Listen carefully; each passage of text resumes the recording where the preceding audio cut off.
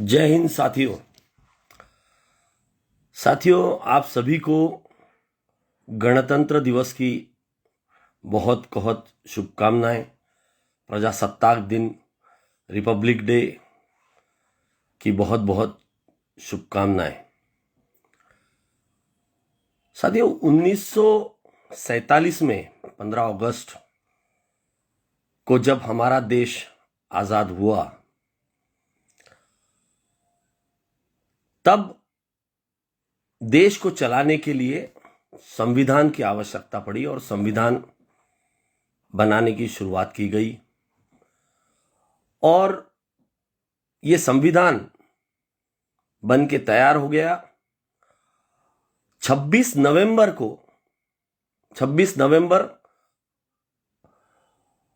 1949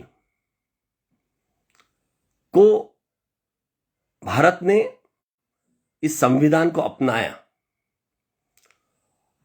और 26 जनवरी 1950 से हमारा संविधान हमारे देश में लागू किया गया।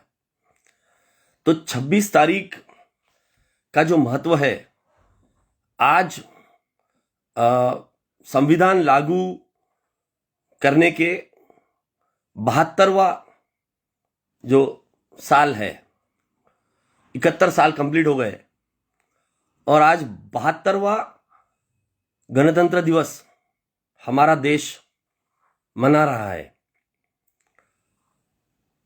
परंतु ये 26 जनवरी 1950 ये दिन क्यों चुना गया? 26 जनवरी ये दिन क्यों चुना गया? ये बड़ी दिलचस्प कहानी है।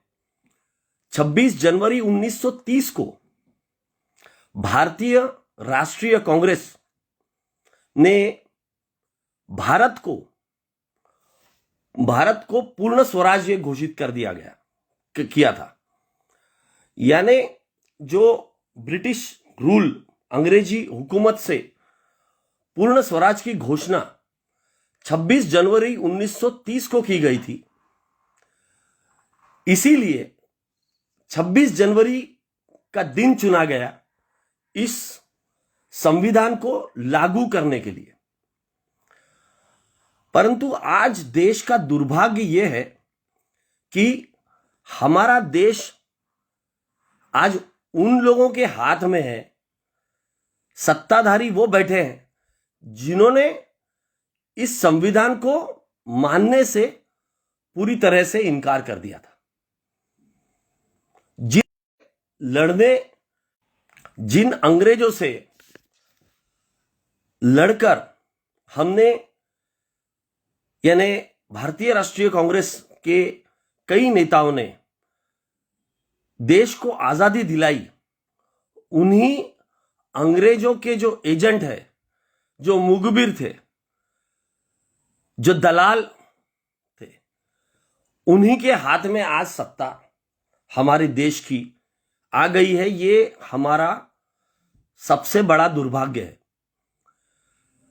आज जो दिल्ली में हुआ, आप सभी ने देखा, किसान पिछले 2 महीनों से, 60 दिनों से दिल्ली के बॉर्डर पर आंदोलन कर रहा है, अपनी हक की लड़ाई लड़ रहा है।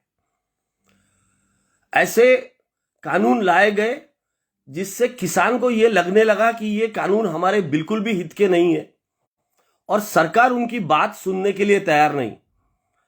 तो इसीलिए उनको देश के राजधानी के दिल्ली के बॉर्डर पे बैठना पड़ा और वो अपनी एक लड़ाई लड़ रहे हैं। सब्र का बांध टूटा और आज पूरे देश ने देखा आज क्या हुआ। आज देश में यह स्थिति आ गई है कि किसान अगर आंदोलन कर रहा है अपने हक के लिए, तो उसको खालिस्तानी कह दिया जाता है, आतंकवादी कह दिया जाता है। अगर सीए और एनआरसी के खिलाफ कोई आंदोलन करता है तो उसको पाकिस्तानी आतंकवादी कह दिया जाता है। दलित आदिवासी अगर कोई आंदोलन करते, दलित आंदोलन करते, तो उन्हें नक्सलवादी और माओवादी कह दिया जाता है। अगर स्टूडेंट आंदोलन करते हैं तो उनको एंटी नेशनल कहा जाता है, उनको टुकड़े टुकड़े गैंग कहा जाता है।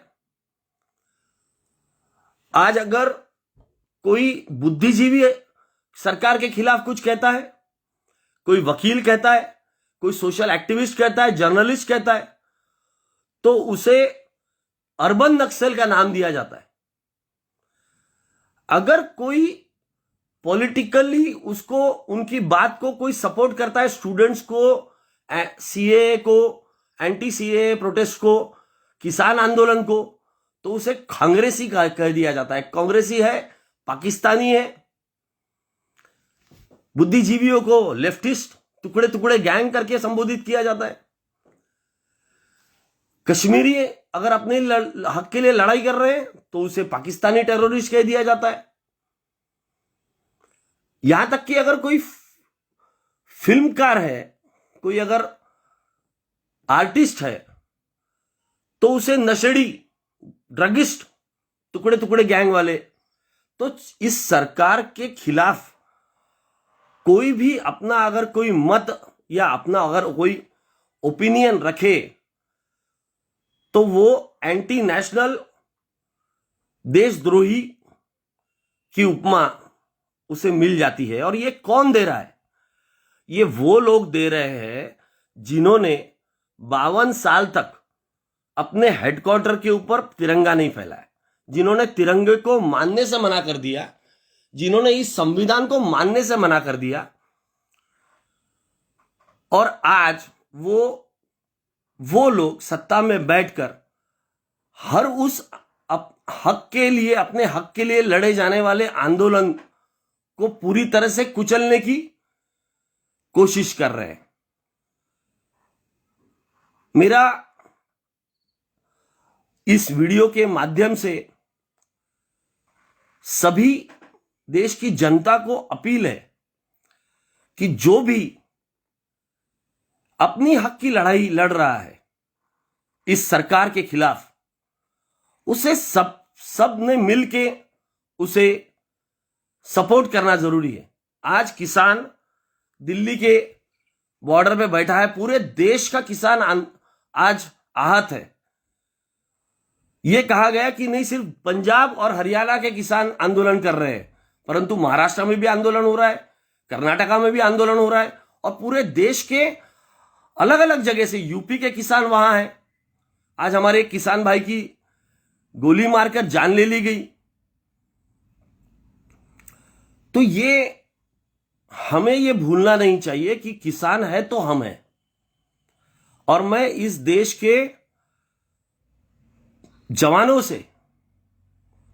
से ये अपील करना चाहता हूं कि किसान हमारा बाप है, और किसानों के ऊपर लाठी गोली चलाने के पहले आपको सोचना पड़ेगा। सिर्फ ये सरकार आपको आदेश दे रही है, इसलिए हम किसानों के खिलाफ, जो कि हमारा अन्नदाता है, उसके खिलाफ हम कोई कार्यवाही नहीं कर सकते। आज 60 दिन हो गए,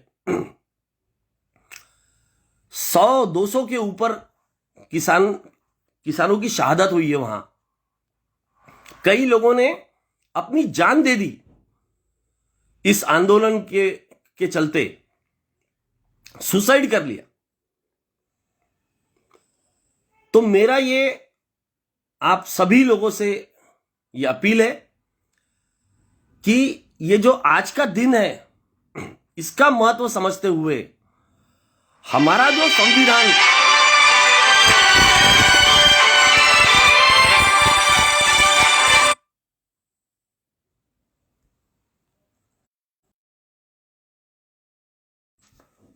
माफ कीजिएगा, आज का दिन जो है गणतंत्र दिवस, उसका महत्व समझते हुए आज जो हमारा संविधान लागू हुआ है, उस संविधान की रक्षा करने हेतु सबको हमको मिलकर आवाज उठाना जरूरी है। हम केवल इसे किसानों का आंदोलन ना समझे, ये पूरे देश का आंदोलन बन गया है, क्योंकि हमारा देश एक कृषि प्रधान देश है। आज किसान वहां इतने दिनों से, पंजाब में 3 महीने उन्होंने आंदोलन किया, सरकार सुध नहीं ली तो दिल्ली के बॉर्डर पे आके बैठे, सैकड़ों ने जान गंवाई। आज सब्र का बांध टूटा है, किसान लौट रहे हैं। ये आज अगर ये आंदोलन टूट गया तो इस देश में कभी भी किसी के भी हक की लड़ाई पूरी नहीं होगी, ये हमें समझना पड़ेगा। हम जो ये गणतंत्र दिवस की बधाइयां दे रहे हैं एक दूसरे को, इसका असली मायना हमको समझना पड़ेगा। ये जो गणतंत्र दिवस मनाया जा रहा है, इसे अगर सही मायने में मनाना है तो जो हक की लड़ाई जो हमें इस संविधान ने दिया है, उसको बचाने का भी कार्य हमको करना पड़ेगा। मेरी बात अगर आपको समझ आ रही है तो कमेंट बॉक्स में जरूर लिखें और इस वीडियो को ज्यादा से ज्यादा शेयर करें, ताकि मेरी बात हमारे देश के जवानों तक पहुंचे। क्योंकि आज ये देश वो देश है जिसने एक समय जय जवान जय किसान का नारा दिया। आज जवानों को और किसानों को आमने सामने खड़ा करके एक दूसरे के ऊपर लड़ने के लिए मजबूर किया जा रहा है। इसलिए इस वीडियो को ज्यादा से ज्यादा शेयर करें ताकि जवानों तक ये बात पहुंच सके। धन्यवाद। एडवोकेट अक्षय समर्थ, नागपुर से।